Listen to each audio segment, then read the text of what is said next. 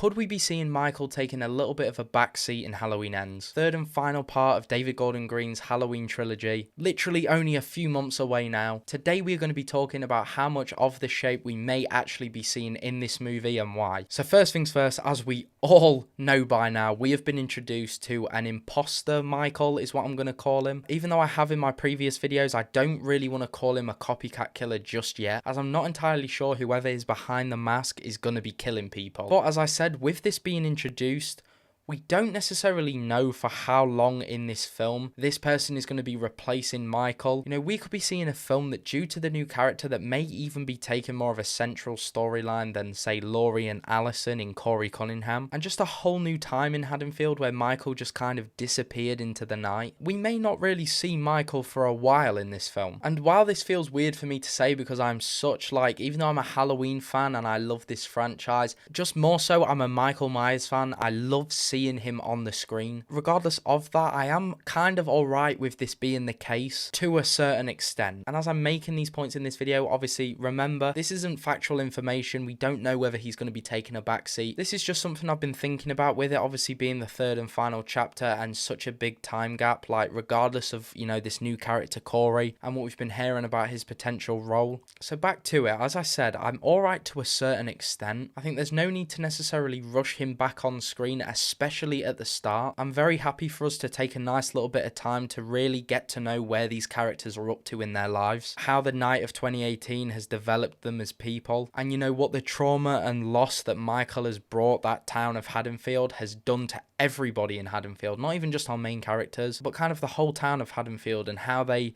are, you know, operating on Halloween Day. So yeah, we may not be seeing Michael properly in action until at least halfway through this movie. You know, I don't want to ramble too much in this video and make it longer than it needs to be, but I think my main issue with this is, with the introduction especially of the imposter Michael, whether we get introduced to him early is a completely different subject, but something I'm really hoping for is that this imposter situation doesn't take away from James Jude Courtney as Michael, and for us to miss out on any available screen time from him. You know, because as I've said before, I felt so lucky to be able to go to the theaters for these new Halloween films and have somebody as good as James Jude Courtney be my first experiences of seeing the shape on the big screen. You know, obviously I've watched all the other films at home, but being sat in that seat while the lights are off and having somebody that has put the amount of time that he must have done into respecting the original, respecting Nick Castle, is something that's been so special to me. You know, being from England, it's really hard to go to any kind of horror conventions. A lot of them are obviously in America, but James Jude Courtney is somebody that I really want to meet in the future. And so with that being said, I can't lie,